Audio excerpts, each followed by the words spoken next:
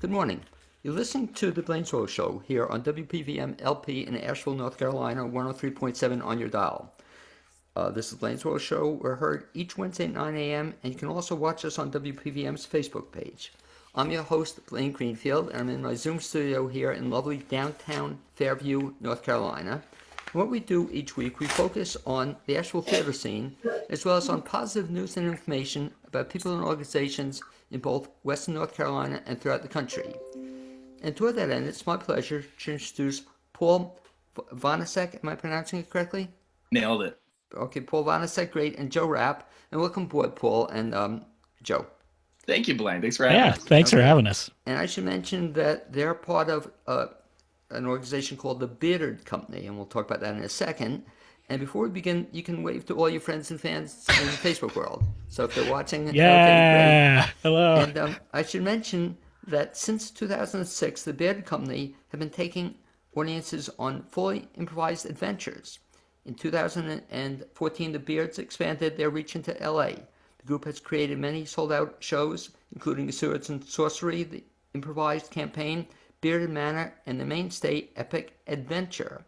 And I understand, by the way, you're going to be in the Asheville area sometime, hopefully in the near future. Is that correct? That's right. Absolutely. We're doing the whole load of things. We're doing a couple of shows and some workshops. Okay, very exciting. And what got you, Paul, then into being in Asheville? And you're slated, I believe, to be at the Magnetic Theater, we'll say hopefully a date in the near future, depending on the pandemic situation. What got you into the Asheville area?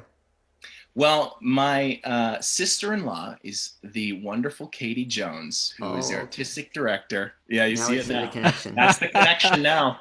So I met Katie in Chicago. Right. I auditioned for one of her theater company's plays, and I did not get the part I was auditioning for, but I got a smaller part, and I got a friend out of it. That was the big headline, and also a wife who was also in the cast as well. So it's kind of a big audition for me. You didn't fail it completely. Oh, I love it. Yes. So fast forward 10 years and a pandemic, and my wife and I moved from LA. We escaped the pandemic in LA into the wonderful arms of the Smoky Mountains, and we said we was only going to be 3 months, Blaine, but it's been almost 2 years now, and we just love Asheville. So, okay. Yeah. I know you were telling me off there, Asheville is also the home now of your child. Is that correct? That's right. So we have a child who's born in July, and her name's Kenley, and she will forever have Asheville, North Carolina on her birth certificates. If I can find it, I'm sure it says it somewhere. Okay, great. So now we'll say you're from Asheville. Now, where were you from originally?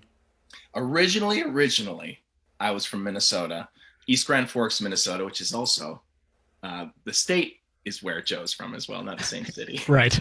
And so the question I always ask then, I'm always curious, so when you were a little kid growing up in Minnesota, did you always know you wanted to be this improv guy? Oh, man. I don't think I knew what improv was, but I think as a middle child, I knew what attention was. And I knew what that felt like. And I knew that I wanted more. And that's a dangerous game to play, right? As you get older and you realize, like, thankfully, I will say this, Blaine, thankfully it transitioned at some point in my 20s from being on stage because I wanted attention. That transitioned, thankfully, into being on stage because I loved telling stories with people. Yeah. And so that's how you got into improv. That's right. More or less. Now let's Joe the same story. So Joe, you grew up also in Minnesota? Yeah, in Minneapolis, in the Twin Cities. Is that where you are now, or where are you calling? Yep, still in Minneapolis. So in Minneapolis, same question, little kid, did you also have this desire for attention? Absolutely. I mean, I think you run into almost anybody that does improv in particular, but probably any actor. And yeah, I think you're going to find that. So yeah, absolutely. I felt that pull to want to be on stage. And that, yeah, it started as just like, I want it to be all about me to now I kind of would like a supporting cast around me. And the improv is all about that. Now, when you were a kid growing up then, like I said, you didn't really know about improv. Were you an actor also? Did you act? Is that what you're Yes. Yep, absolutely.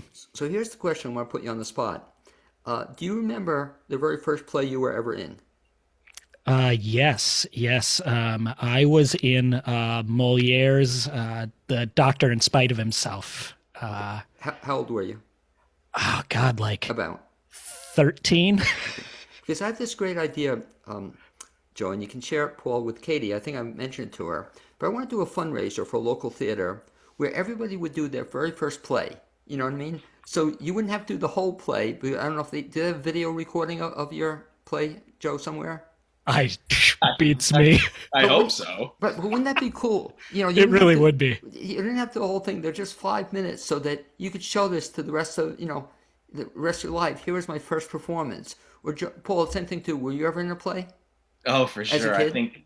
I think it was about sixth grade, and it was an original piece by Mr. D'Amico, and it was called Changes. So it's all about the changes that people experience. And so here we are, a bunch of sixth graders singing about changes as our voices are cracking. But So but yeah, but I'll bet the same thing too. So nobody has a record of that. Is that correct?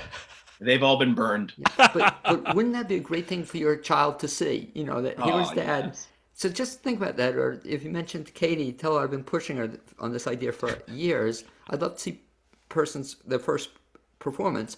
But by the same token, Joe, I'll say the same thing too with improv. So how did you then get into improv initially?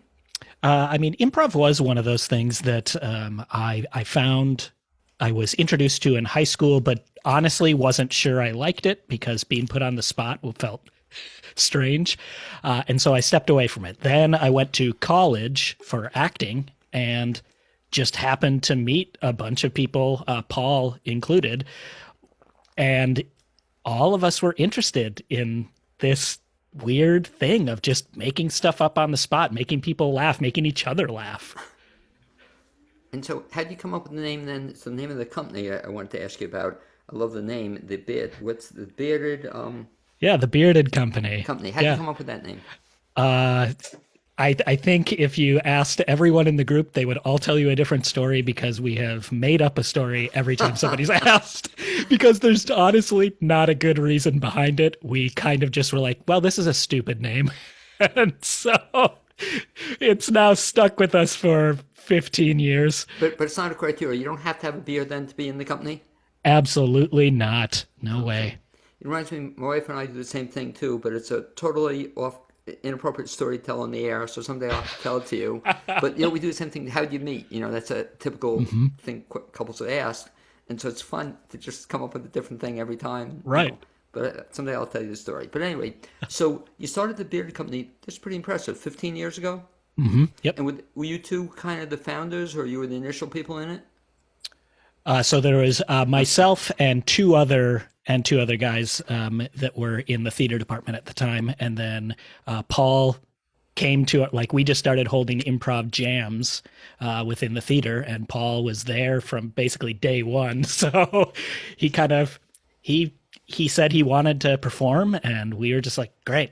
Anyone that wants to, let's do it. Let's start performing. So how many people are in the company now? There are six in Minneapolis and five in LA, five in LA. Yeah. Yeah. Okay. And one in Nashville? And then one in Nashville. I'm And the one in rogue. Nashville. Yes. No, but I mean, that's pretty impressive that you've been in around for this long and still doing it. That's pretty cool. Absolutely. Yeah. And so talk a little bit about then coming to Asheville. So I was wondering that, again, off the air, and I think now Paul has explained it. So what brings you to Asheville? Well, first it was just escape from LA, and it timed out perfectly or terribly, depending on what your optimism level is. But our lease was up, and then my wife and I just looked at each other and said, "Well, we can either plow through another year at this very expensive LA apartment, or we can go back to the Carolinas, which is where my wife is from." And so she was born in South Carolina, and then we just decided, hey, Katie Jones tells us Asheville is the best. Let's go there. And my goodness, was she right? So even though it was a pandemic when we moved here, there's so many hiking trails. There's so many places to escape and get some fresh air that unfortunately LA just doesn't really have. And then it was amazing for me, that Joe, I don't know if you know the term, Asheville weird or keep Asheville weird. Mhm. But there's such a sweet vibe here that even during the pandemic, Blaine, there was people finding ways to express themselves here, and I kind of fell in love with this, with the mood and the vibe here. And people would find ways to do shows throughout the pandemic, and as we started opening up a bit more, I saw the play at Magnetic, Middle of Nowhere, which was just incredible.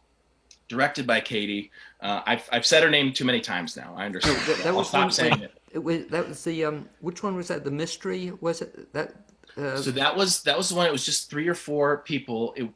I don't know if it was so much a mystery as it was you open up on a woman who's sort of living in the middle of nowhere, and then an ex-convict walks across her land, and they meet. Great. And it was incredible. It was beautiful. And So Joe, yeah, I love the community. And what Paul's talking about is the fact that, as you'll see, what's so cool about Magnetic is they constantly do new stuff. So even in terms of having you guys come here. Well, why don't I throw it to you then, Joe? So Paul kind of made the contact, and so you agreed to come to Asheville. And so what are you going to exactly be doing in Asheville? So we're going to be doing actually quite a few things, which is that's kind of our style. Anytime we travel, we tend to bring along a lot of things.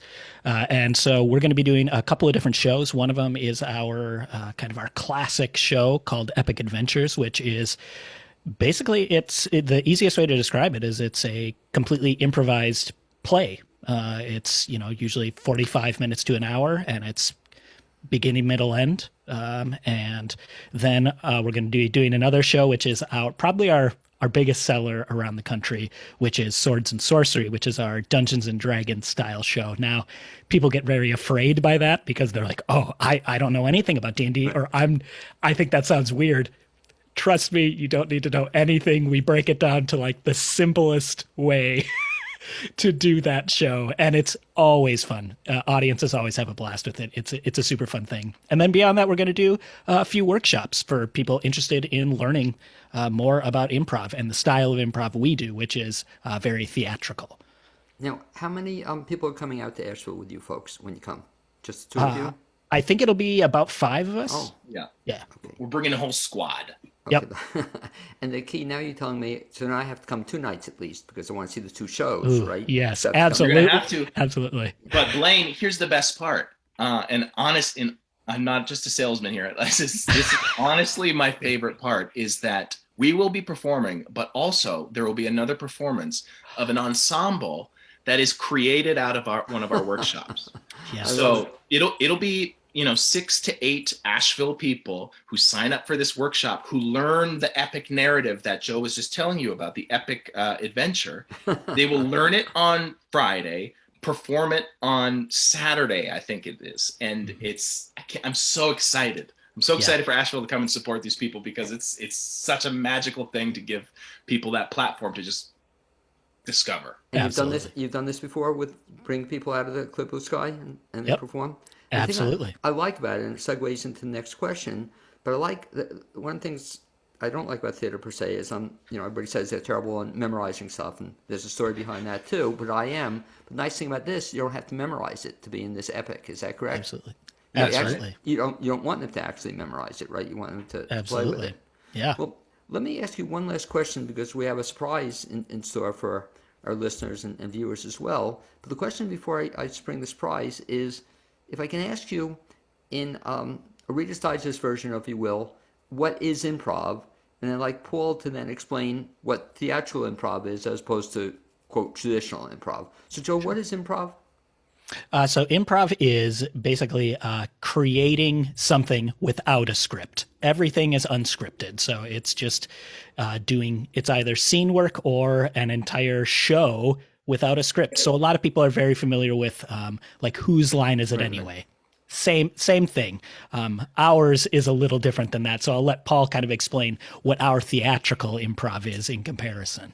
Okay. So Paul, if you would then, so we're going to be they'll talk about traditional improv, if you will, and you guys will be performing some traditional improv, but what is theatrical improv?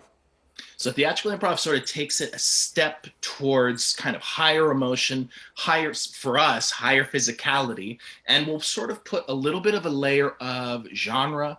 We'll also add as much technical theater as we can, lights and music.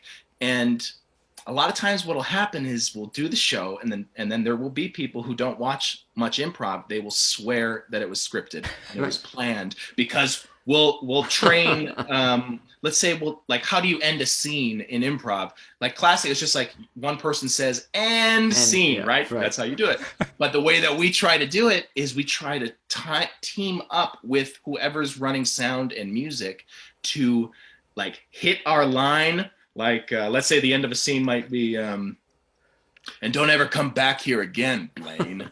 And then the lights will go out and the music will play, and then we'll shift into the next scene. And that's just through repetition, right? So that's sort of what we mean with theatricality. Okay, so that's a separate, so the two shows you guys will be doing, the troupe, and this is a separate show people can come to or see? Mm-hmm. Yeah, that's right. So we're planning on having 3 total shows. 2 of them are the Beards, and then 1 will be this Asheville ensemble, yet to be named by themselves. Okay, well, it's good. So I might as well just plan to bring a cot to Magnetic and sleep there the whole week. You know? Absolutely. There you go. Yes. There you go. Good plan. Too cool. Well, I'm going to now put you on the spot, guys, and we didn't script this. We only figured this out just before the show. But I understand we're in luck here, and if I can find our volunteer, if he's listening, we have a volunteer just watching the show today, and he is Brad Morris. And Brad, there he is. And okay, and you just met Brad before the show, but Brad's going to be my guest. A surprise, Brad. We'll tell them he's going to be my guest the second half of the show tonight. But the first half, what we wanted you to do, Paul and Joe, is kind of work with Brad to show people what improv is all about. And this is something I've never quite done before, so we want to give it a shot myself. And how do you want? So I'm going to turn it over to you. We have exactly 5 minutes or so to do an improv bit with the infamous Brad Morris. And why don't you take it away, Joe or Paul? Blaine, let me ask you a question. Now you will give us a suggestion to feed whatever this scene will be.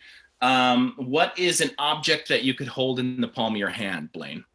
Okay. I'll make it. And it can't be on your desk. Oh, it can't, no, it can't. Can't be on your desk. Oh, Got to use that imagination. Brett. Oh, yeah. Something you can hold in your hand. A shoe. Yeah, perfect. Right. And there isn't a shoe on your desk? No. Okay. Great. And that's all we need. No, I'm done. So I'll let you turn it over to Brad. That's it. Yeah. And by the way, nailed it. let me ask you this. Might even be cool to give you more screen. I'll be listening, but I'll hide for about 5 minutes. Is that okay? Perfect. Hey, do So let me see whatever. if I can do this without losing it. Hide, choose video. I think I can. So it's all yours. Take it away, guys. Great.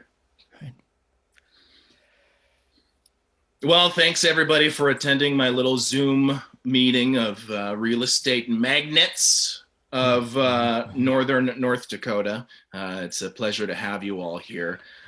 Before we get too far into this thing, I just want to point something out that the Scholl's inserts to my shoes have gone missing. Somebody, I don't know who came into my hotel room, took them.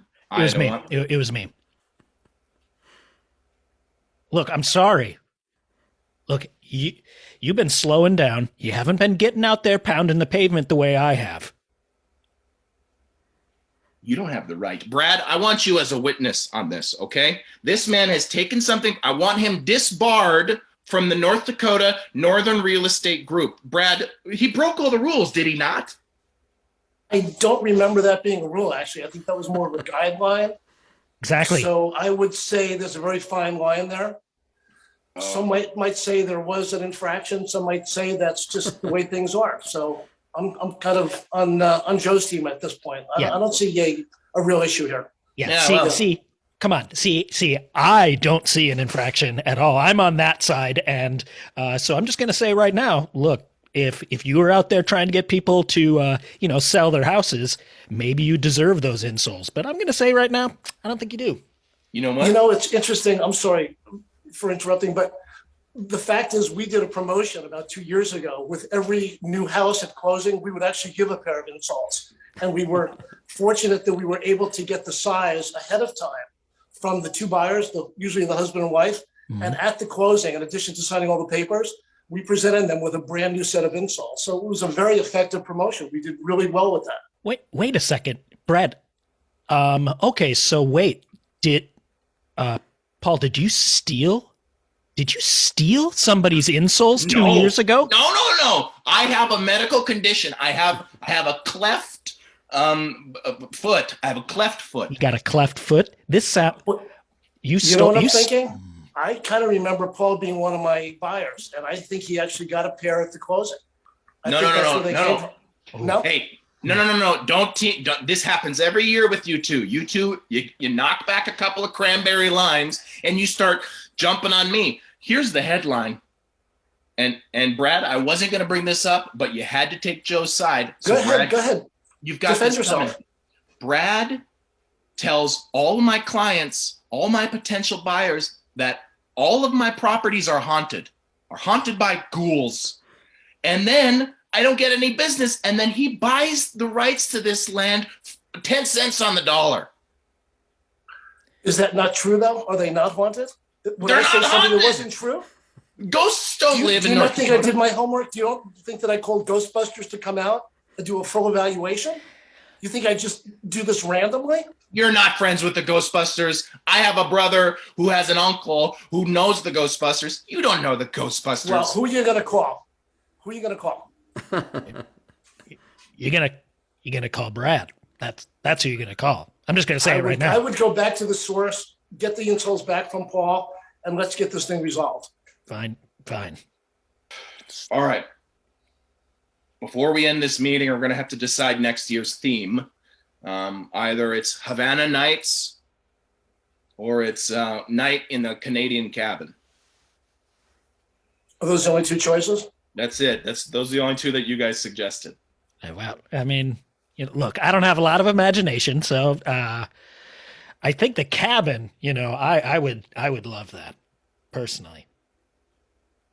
I heard stories about you in the cabin, Joe. I mean, hey, I'm not going to deny it. I'm not even going to start this conversation because once you start, you got to finish, and there's no point in it. Look, that ghost and I have been friends for a long time. I understand, but again, it's not my place to even go down that road, Joe. Yeah, that's true. It's not your place. It's not. Right. Hey, Right. you ready for this, Blaine? And scene. Well done, Brad. Well done. Yeah, that was amazing. Now I gotta Thanks come for back joining in. us. So Brad's going to disappear for another 5 minutes, and we'll come back in. And now I got to get back in too. We'll just let you. Oh, there I am. Hey, that was a tough one. It's insoles. But good job. Brad's something, isn't he? He was, Brad he is is something. amazing. Truly he's a very amazing. funny guy. It's a cool guy. But so I've never done that before. That was a lot of fun though. So that's what improv would look like, right? That somebody would just come up with a theme and then a show, and it was fun that you made it. I like what you said about imagination. So you make people work at it. You want them to think about like scenes, or as opposed to just off the top of your head. Yeah, absolutely. I mean, I think there's the fun of improv is that it really works your entire brain. I think that's what we all like as a group. I think, I don't want to speak for Paul, but I think that's a lot of what we get out of it is there's such a fun creativity in being able to use like your entire brain to have to think about what you're doing and saying. And just, I mean, it makes you a better listener. Even beyond improv, I feel like I'm a far better listener than I ever used to be. What happens to somebody if you come to a workshop where they want to be in that breakdown thing? They say, "Hey, it sounds like fun, but I'm just not a creative person." How do you respond to that?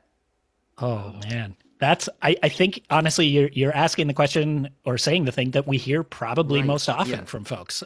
It's an interesting thing because even if we tell them like, oh, that's not true, you absolutely are, Right. People just are like, no, I'm just not. What we end up doing is saying, okay, great, we hear you. Let's just try something and see where we go. Because the only way they're not going to believe that is by them actually doing it and basically getting to prove it to themselves that they're absolutely capable of this. I have seen anybody and everybody do improv, and anybody is capable of it. What must be cool, it's even listening to you, it almost seems like it'd be a breakthrough experience, that somebody comes to this workshop. Do you have people come to the workshop and kind of say they're not going to participate and all of a sudden they get involved in it? They just can't help themselves? Yeah. I mean, that Yeah. must be fun. Do people sometimes, say to you that they were wrong or that this was a really cool experience?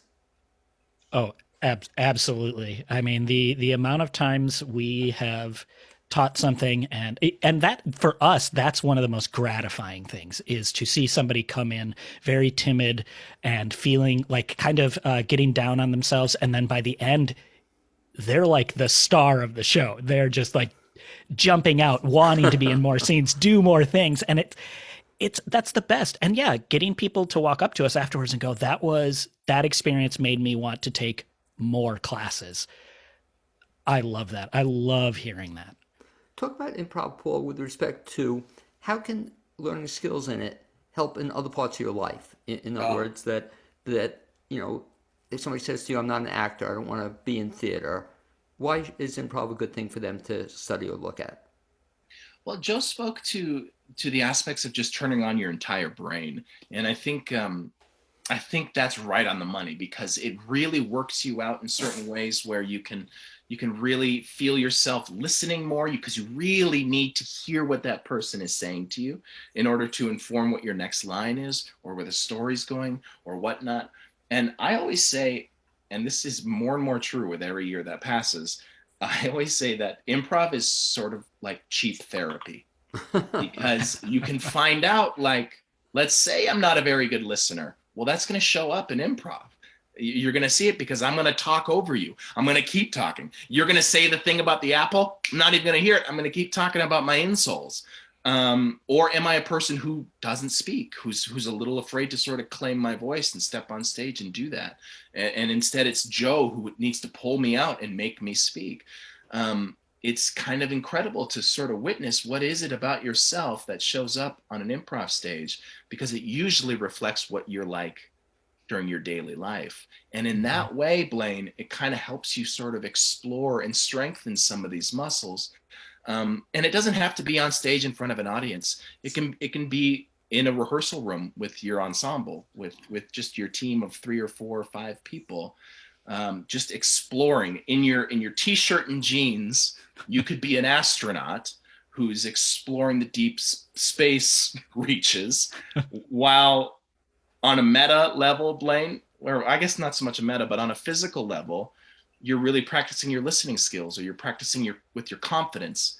I just think there isn't a person on the planet that couldn't use a little bit of improv time. Well, as you're talking, I'm thinking out loud that this, of course, I've read about it being very helpful for salespeople. We just did a little sales skit. But more importantly, wow, for dating, what a Yeah. skill to have, especially if you're worried about dating, you're not comfortable dating. Boy, if you're good in improv, it's going to help you from a dating standpoint. One, I will say, that was such a lead up. I was so ready to answer that question until you phrased it like that to make me sound like, yeah, I'm great at dating. But if you ask my wife, who is also an improviser, Oh, the beauty, our first date was filled with mistakes. Was filled, like, I think she put her hand directly in the macaroni and cheese, and we just got to a point, Blaine, where we just sort of told each other everything, the good and the bad about ourselves. And that's what improv is whether it's dating or whether it's sales. Improv embraces mistakes, because in improv, when you make a mistake, if I'm trying to say, jelly beans and I accidentally say jilly beans, and it sounds stupid here, but it could become an absolute thing where then Joe will pick it up and that will be the thrust of the scene. So unlike film and unlike scripted theater, in improv, the mistakes are the best part. And that's why it's great. 2 final questions if I can, guys. One, Joe, if folks want to find out about your troupe, what's the best bet if they want to follow you or get more information? Yeah, I mean, I think the easiest place is just to go straight to our website, beardedcompany.org. That has all the information. It has links to all of our social media for both our Minneapolis and Los Angeles group, as well as our podcasts. So yeah, beardedcompany.org. Okay. And also, I guess, Paul or Joe, you could answer too. That's going to be the best place, I guess, for folks to find out about the Magnetic Theater gig. They can check that, or they can check the Magnetic Theater or website or Facebook page, because that'll be, we hope sometime, it's definitely going to be in the spring. We just don't know the exact date yet. But keep tuned for that. So that's if folks want to come to Magnetic Theater, you're going to have a fun week. You're going to be there, what, 5 days? Yeah, Thursday through Sunday, I think is the plan. Okay, Yep. and again, if they want to spend the whole week with you, you're welcome to do so. Is that correct? Yes, right. Please do. Yes. We would love that. We would love nothing more. Yes, and for people that are going to be involved with each of them, if they want to buy a ticket for each thing, there is a bearded pass. So just like you said, Blaine, stay tuned to Magnetic Theater Facebook page or the website, and you get all the info you need. Okay, well, anyway, I'd like to thank you guys for being my guests the first half hour on the Blaine's World Show. A lot of fun. I look forward to seeing you when you're in Asheville, or Paul. I'm sure we'll bump into each other some other time. And look forward to it. Thanks, guys. Speak to you soon. All Thank right. you, Blaine. Thanks, and as they Blaine. work their way out of the studio, if not, I'll just kind of kick them out. There they go. I'll bring in my second guest, and you just met him before. But as he comes in, there he is. I'd like to mention that WPVM's mission, you're listening to WPVM, is to foster community through programming that cultivates dialogue to inform and entertain. The station provides the medium for artists, businesses, community leaders, and nonprofits to share their voice on live radio. Listeners are invited to help support WPVM's efforts by making a tax-deductible contribution. They can do so by going to the website, WPVMFM.org, and looking at the donate option on the upper right-hand side. It's next my pleasure to introduce Brad Morris, who you just met before a little bit in that little short skit we did. And welcome aboard, Brad, or welcome again. Thank you, Blaine. Thank you. I've got my insoles right in my shoes where they belong. Okay, and as we're getting set up, Brad, you can also wave to all your fans and friends on Facebook. So if you're watching Brad, that's Brad Morris. Both of my fans, absolutely. Okay, well, I'm a third. And actually, Brad, we should tell the truth. I'm, of course, the president of the Brad Morris fan club, so I've been ever since you were in Asheville. Brad is currently licensed as a Florida and North Carolina real estate broker. He's been extremely active in the new exploding build for rent space. He's been working with developers primarily in the Southeast who have the capacity to develop delivering large numbers of affordable homes that may be purchased by large private equity firms to invest for investment purposes. Over 80,000 new homes were built for rent this year nationally, and with interest rates rising and many more potential buyers priced out of starter home, renting is going to be the only option. And Brad, the question I ask before we get into that is, I know you a bunch of years here, and the question I sometimes wonder is that when you were a little kid, you grew up where again? Was it in New York? In Yonkers, New York. Right. And when you were a little kid growing up in Yonkers, New York, did you know that you wanted to be in real estate? I was in real estate. My family was in real estate. My parents were in real estate. My grandparents were in real estate. So from an early age, I was down at the property, taking the garbage cans out to the street every Wednesday and Sunday night. I was helping around the property, painting, cleaning up, doing repairs. So that was my life. I was very much in the real estate game from the very beginning.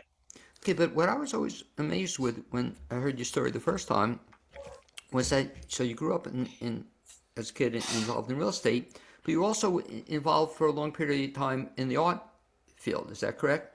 So how'd you get into Absolutely. that? My sister Robin Blaine was always a very talented artist, and my mom was very supportive in the early years to encourage her to create and just keep painting. And when I came to Florida in 1979, I got right into real estate here, but we had a little bit of a recession in 81, and my sister was coming down to Florida, bringing some of her paintings down, and all of a sudden I found myself selling more art than I was real estate. So it kind of shifted, and my mom loaned us some money to start this publishing company. And coming up on our 40th anniversary, it's kind of hard to believe, February 14th of 1982, we published our first limited edition print called The Couple. And that was the start of our publishing career. So I would go around and sell Robin's work to galleries. She would stay in the studio, and it just kind of blossomed and became very, very popular. And it was just the right place at the right time with her style, with her ability to create and my ability to market. We became very successful very quickly. And by the way, so folks can just get a quick glimpse of Robin's work. If you can kind of maybe point out what's in your background, which I love, and that's one of her pieces. Is that correct? That's actually one of Robin's paintings called Under Construction. And it wasn't quite part of a series that she did called Men at Work. That was a different collection. But with the growth in Miami of all the huge high rises, this was very indicative of what was going on with the cranes and the buildings and the hard hats and the construction guys. So being in real estate, it was just an appropriate piece for me to hang in my home. And I just love it. And I use it as a backdrop for all my podcasts. So thank you for pointing that out, Blaine. No, it's such a beautiful piece. And I've seen Robin's other work, and I love her work as well. But so you were in Florida then, selling Robin's, artwork and doing that for a bunch of years. What got you back into real estate? We did the art for about 20 years. I had been very successful in that. I opened up a retail art gallery. I had an artist from Holland that got me into the billiard business, which was kind of an offshoot of the art business. That was a whole career unto itself. This particular artist was painting and sending me dozens of paintings a month, very prolific artist, and I was very successful with his work. And I remember going to Miami to pick up this huge crate of paintings one day, and the whole crate of paintings, Blaine, was billiard related. And I found out that there was a whole business for billiards, and I went to the local pool hall. I found a billiard magazine. I found out there were shows. I went to the show, and 1, 2, 3, I transitioned into the billiard art and antiques world.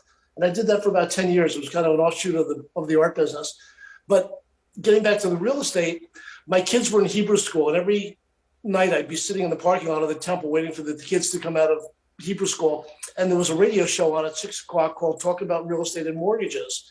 And I was so enthralled with this man on the radio, just like yourself, that's got the voice and the wisdom, and people would call in and ask questions. And I was just so impressed with this guy. I said, I've got to go meet him, and I want to go work with him. And it took me about a month to get in there. This was when Donald Trump came out with The Apprentice. It was that early 2001, 2002.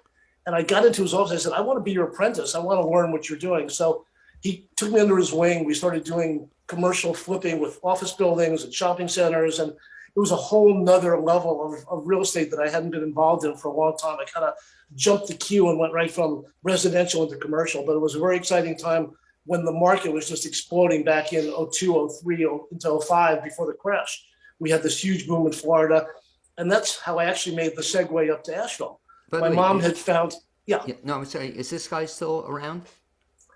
I think he got out of prison a couple of years ago, and I think No. I think he's still around. Yeah. The transition to Asheville though was my mom again, who had gotten me to Florida in '79, and she was very instrumental in my life, obviously. But she heard that Asheville was a very healing, and she was into psychic. My mom was a healer. She was a physical therapist in her career. She had a clinic in our house when I was growing up. She had patients, and she always got into the whole psychic thing. And she heard about Asheville being this very psychic, spiritual place. And she took a ride up, and she comes back from this trip, and she said, I just bought a house in Asheville.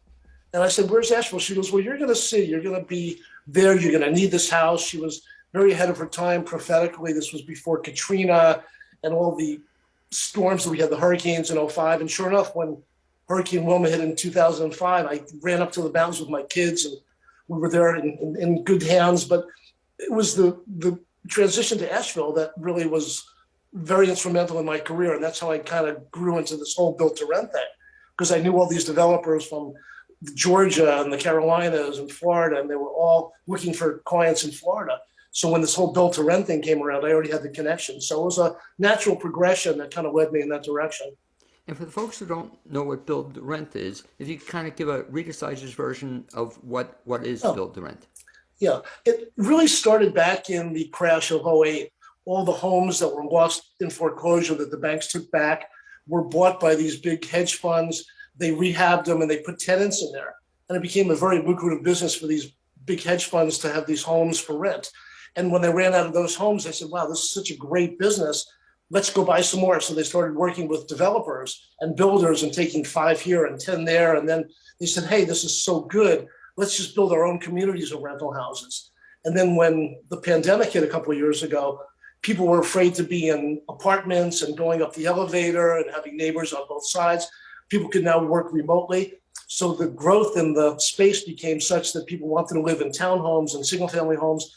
And the economics and the demographics now with the millennials coming into their home buying years, they're really unable to afford a home right now. The average home nationwide, I think, is just almost unaffordable right now. So I think 9 out of 10 people are forced to rent, but not everybody wants to be in an apartment. So the clients I'm working with, Blaine, are building single family homes that are strictly for rent and townhomes and some of these little cottages, so they don't have to go up in the apartments and the elevators. And this is, the demographic that has kids now. There's 1 million millennials now giving birth every year. So they've got the baby and the carriage with the dog. They don't want the elevator. They want that little plot of land in the backyard where they can take out the baby, take out the dog. It's very much an economic and a demographic driver right now. Well, especially in an area such as Asheville, I would imagine it's like a perfect area. Because again, you're also seeing, Brad, too, even apartments are becoming prohibitively expensive, just to rent an apartment. So is this, I guess, an option to consider instead of renting an apartment to renting a home? It's very much an option. And for a lot of folks, it's not that much more expensive to rent a townhome or a single family home as it is the apartments, because you're right. And I'll give you a statistic that'll really blow your mind. Last year in Asheville, the rents went up 36.5% in 1 year. Right. That's an unbelievable increase in rents. And that has to do with the demand, obviously, because our previous guests that came in from California and Minneapolis, people are just flocking to the mountains for safety. The demand for housing in Asheville is off the chart, and just the limited number of apartments available. So these landlords took advantage of that market demand and just raised their prices. So yes, the built to rent townhomes and single family homes. I'm actually working on 2 projects in Asheville right now that'll be townhome projects for built for rent. So it'll give people an option. Instead of the apartment, they can rent a nice 3-bedroom with a garage and have a little backyard and, kind of place to kind of spread out a little bit. Now, are these rental agreements, are they longer in scope than just a regular 1 year type lease, or they can be? It's the same type of lease. You can rent a 1 year and then renewal, or generally the same type of term. Okay, and same thing too. So you need a deposit. You need just like same thing. rental property. But what I see the difference between just having an apartment with 100 people, 200 people. You have your own house, and so the people who live in these are just the only ones. The build-to-rent communities are just build-to-rent communities, or the projects we're working on are entire communities that are just built to rent. The whole community is for rent. It's not like 6 houses on the street, Right, 4 right. owned and 2 in rental. Yeah, these are strictly built to rent communities. now do these communities also have amenities? Some of them, or Yeah, some of them have amenities. It depends on the size. Usually you need about 100 units to have an Sure. amenity, but some of these are smaller and kind of compact. But yeah, they're definitely built with amenities in some cases. no, some people wind up staying longer. I want to talk to you about in general the concept of, I didn't own a house, Brad, and it worked out great for me for my first 10 years of my marriage, my first marriage, as opposed to moving in and out. So some of these people stay longer than 1 year? It's an excellent question, and I'll give you the truth answer. The people that move into the built-to-rent homes stay longer on average than people that are in apartments, because once they get in there, they've got kids in school, they've got the job, they're so comfortable, they don't want to have to move. And then we all know about moving. It's just the worst thing in the world. There's death and divorce and moving. Those are the 3 worst things in the world. Well, the beauty of the concept, and you're making me more aware of it, is also gives you tremendous flexibility. If you're a homeowner, you're not stuck in. You have a home, and you have neighbors you're people friendly with, but you're not stuck there the rest of your life. Exactly. And that's a big plus, because in today's world where people are working from home, if they decide they need to go back to work or they need to go back into the city, they do have the flexibility to move again. And a lot of the millennials, now this is a huge chunk of our market, do want that flexibility. They don't want to own. And quite frankly, a lot of them can't afford to own. So it's a combination of wanting to have the flexibility and not having any other option right now. Now talk about your role in terms of putting these together. So you put these together, these packages, I guess, and then you're looking for individual investors to invest in them? No, we have all the investors we need, Blaine. There's billions and billions of dollars looking for a home in this space right now. My job is to find the land, put the builder with the land, and get the project built. I have more capital chasing these deals right now than I have deals. There's just tremendous demand right now. Okay, I mean, it's very exciting that you're telling me. So it means we're going to see you back in Asheville. So I can't believe you have two projects going on. And it's funny because somebody just told me there's one going up right down the street from you on Charlotte Highway that's going to be a built for rent community. You probably pass it every day coming off the interstate. Because I can see it a perfect place for a community, except no offense to the community. I don't want them there. We're trying to keep traffic away, but there's so much undeveloped land on Charlotte Highway. So you come in and visit when you or get that off the ground. So talk about your role then. So you have the idea and then you seek out the property and then take care of it from soup to nuts. What do you do once you decide to get an investment in an area? We find the land, then we have to get a plan together for the site. We have to get all the engineering done to figure out how many units we can build on it. We have to submit that to the local planning and zoning commission. We have to get approval for that. Once it's approved, we bring in the earth movers, we start moving the dirt, we start putting in the roads, all the underground, the water, the sewer. And once all the pads are ready, then we just start going vertical and we start building. It's generally a 2-year process from start to finish, just from the time you get a piece of dirt to the time you're ready to lease out your units. It's a very time-consuming process. How many of these had you put together, ballpark? I personally did 14 transactions last year. I've got 14 more already in contract, and I am busier now than I've been in 42 years. So I'm very thankful and blessed that I'm so busy and in the right place at the right time right now. But I feel like I'm helping create affordable housing for people that need it. And it's gratifying to know that I'm leaving something that is very gratifying. Well, we were talking in the earlier show, we were doing the improv bit, but the insoles, with your job, I imagine you also have to have a couple pairs of roller skates. It seems like you're probably traveling more than you ever did in your life, are you?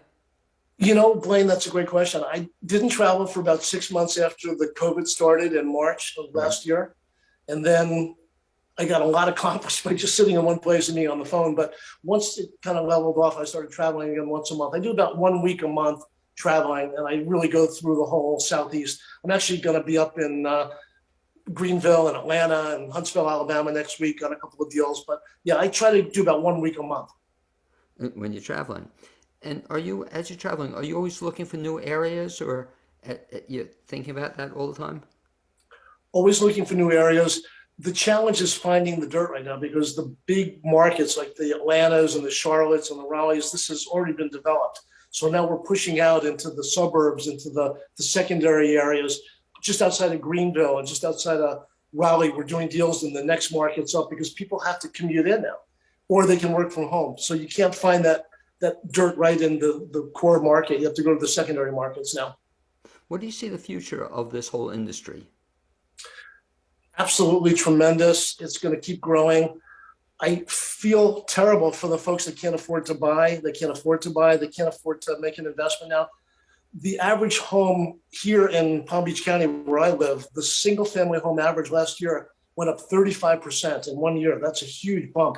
We went from 375 to 500. So if you bought at the beginning of the year for 375, you would have made 35% on your investment.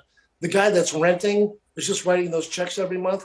So it's unfortunate that people can't build equity by buying. But again, not everybody's in a position to make that investment and the down payment and qualify for the mortgage. But at least we're giving them a very nice place to live at an affordable price. And that's similar, you're saying, where you live in Florida there, but that's similar to the Asheville market as well, in terms of people haven't been able to buy it all. So how do you find out about, if you're listening to the show where you said this sounds like a good idea, how do you find out about these properties? They would have to work with a local broker, or they would have to go on Zillow or see what's available. Just the normal way you would find something to rent. Have a local broker work with you, or you go into like the Zillows are really good. You can just put in Asheville for rent and see what pops up, because the developers I work with all have their own marketing, and when they have a project ready, they'll post it on those various platforms. So if the 2-year period, and then it's ready to market, and then a developer is involved in marketing it? They usually have either on-site management. If the project is big enough, they'll bring in somebody to have leasing right on site. Or if it's small, they may have an off-site manager where they have remote everything is so technologically advanced now. The technology that's come into the space, especially with COVID, you don't even have to have a person meet you at the property now. They have these lock boxes with a code. They can unlock the door remotely. They just say, just show up and we'll open the door for you. You have to go online and register, put your license in so they know you're a legitimate person. But the contact has been minimized. A lot of people don't want to, be face to face with people, and they want to stay distant. So the technology has really come a long way to have remote access. That's really cool. So some of the ways you can rent this, possibly you never meet a broker, you never meet anybody. It's pretty incredible. Yeah, you just go online. Yeah. Talk about you said COVID, you spent the first 6 months at home. How has COVID affected you from a business standpoint? COVID was the best thing that happened to my business plan. It was such a blessing because it created this demand for housing now, especially in the Asheville market, which is a great example. The fellow you had on earlier that said, I got to get out of LA. It's just not the place I want to be with my baby coming and the COVID and all the other stuff. I want to live in the mountains. I can work remotely. I have my computer. I can go to the Magnetic Theater. I can do my shows. So it's opened up a lot of opportunities for people that can work remotely now. And the ability to have a home as opposed to an apartment, it has just created a huge demand for this type of product. The best thing that happened. But even in terms of your end, so you can do now a lot of this remotely? I do a lot of my work remotely. I'm on the phone 10 hours a day, 5 days a week. I try to relax on the weekends, which isn't always possible, but yeah, I do a lot remotely.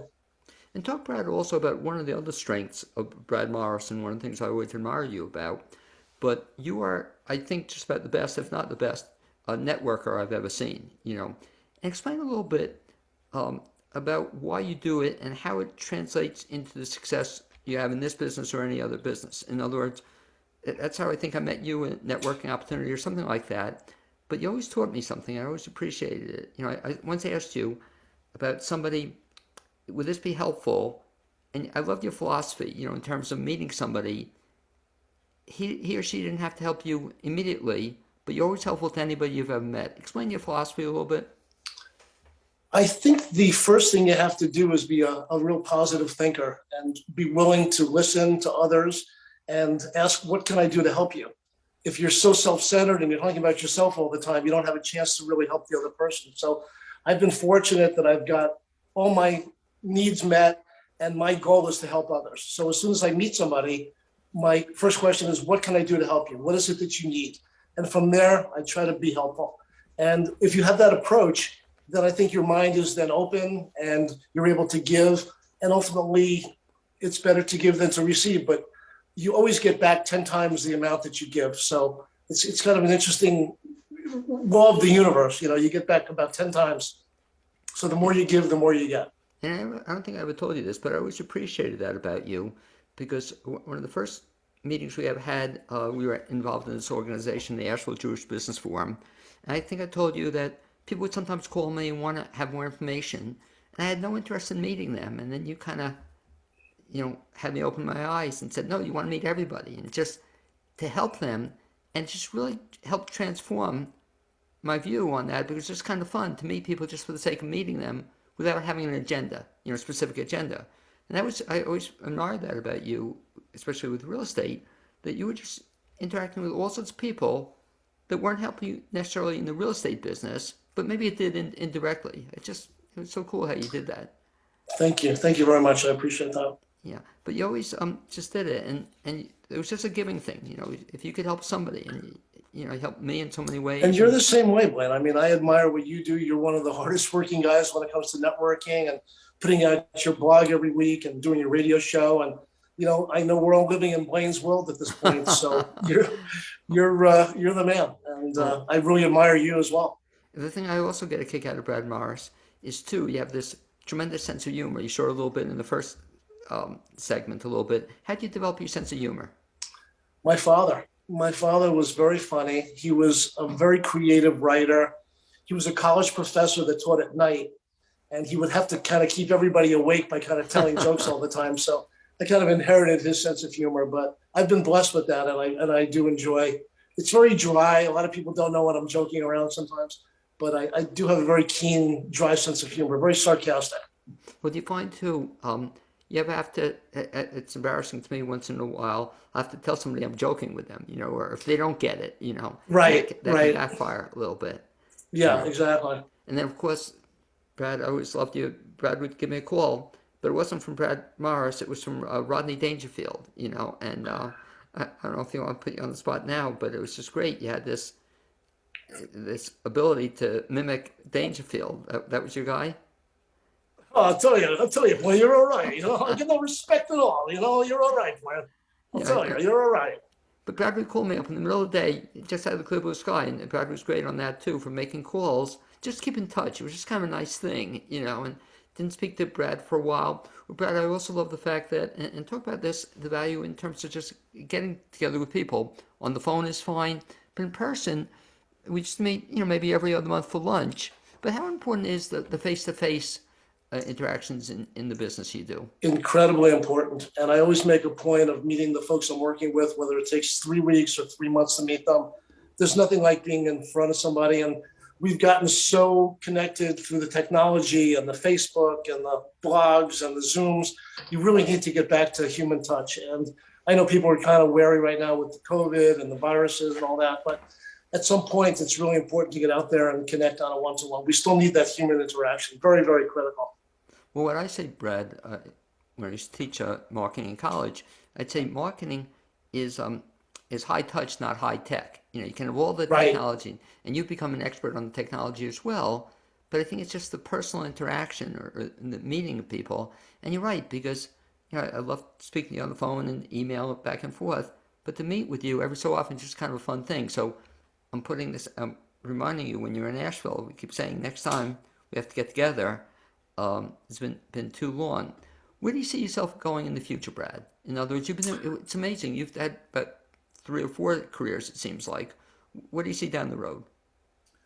This is really it. I'm so happy right now. I see myself staying in this real estate space. I really want to develop something for myself and create a project that I can have income from and have something that can help people. So I see the next phase is to develop something on my own, build my own project. Now, do you have any projects going right now? Of my Of own? your own, yeah. I have started some projects, but I'm not at the point where we're developing. I do have some land that we're looking at, but we haven't gotten to the second phase of it. Okay, so that's one on The problem is Fairview. every time I get a good deal, somebody comes along and offers me more money, so I have to sell it.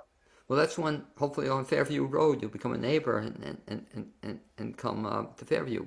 Your example was also a good one, too. I remember you loved living in Asheville, but then I was so disappointed when you had to move, and that was, I'm trying to recall it. It also seemed to happen all of a sudden. It was kind of a quick thing you had to do when you had My to move. wife really missed our kids back in Right, Florida. that was it. So Yeah. she moved back, and we were actually going to keep the house we had in Black Mountain. And then when she got back, she realized it's not going to be possible to keep the house. So she called me up one day. She said, sell the house. And I was very fortunate that one of our Jewish Business Forum realtors actually got the listing. And the first day we put it on the market, I sold it. So I've been very blessed in my real estate career to have sold my last 3 houses in one day. Because I remember that, yeah, all of a sudden it was quick, I think I even helped you move one day. I came up and you were moving stuff around. So it would have been nice to have time, but I guess when something breaks, you got to be ready to get rid of it when you get rid of it. It was time. We knew we weren't going to stay in that house. We thought we were going to move into another house. We kept our furniture in storage for a year, and then we realized, no, this is not going to work right now. So we're probably going to wind up in Asheville on some weekly basis, but I don't think I'll have a home there for a while. Like I said, I'll probably build this project, and I think I'll probably wind up in Asheville on that level, but I don't know if I'll have a home up there. And I always like reading about the kids and, how proud you are of them. But the problem with working around kids is they move also, so just because they're in Florida at one time doesn't mean they're going to be in Florida the rest of their lives. So Yeah, my oldest is in Alaska. She's I a know. teacher in Barrow, which is the northernmost point of Alaska. My youngest is in Pittsburgh. Thank God we all had holiday together about a week ago. We all had Oh, I a was week going to together, ask so that you. was nice. Yeah, but you're right. The kids keep moving, and it's not always possible to always be in the same place at the same time. But maybe once or twice a year we'll get together, and that'll be great. Brad, if folks want to get in touch with you, either to find out about this rent, the rent concept you're in, or for any other reason, what's the best way to track you down? I think LinkedIn, Blaine, that's really my good contact. It doesn't pay to give out emails or phone numbers, but my LinkedIn profile is available. You can message me through LinkedIn. And honestly, LinkedIn has been a godsend for me. I just go in all the time and I source people and I search for people in my space and just reach out independently and try to connect with them. And 9 times out of 10, they'll respond. And I've made amazing connections and it's free. I haven't paid a dime to LinkedIn. I don't think they want to hear that, but I'm a free member. Great advice. Brad Morris, I'd like to thank you for being my guest the second Thank hour you, on the Blaine. Blaineswell Show. Also to Joe Rapp and Paul Vonasek for being my guest the first half hour. Hope to see you folks next Wednesday here at the same time, same place, WPVM 103.7 in Asheville or on Facebook. Speak to you soon, Brad. Good seeing you. Thank you, Blaine. Thank you.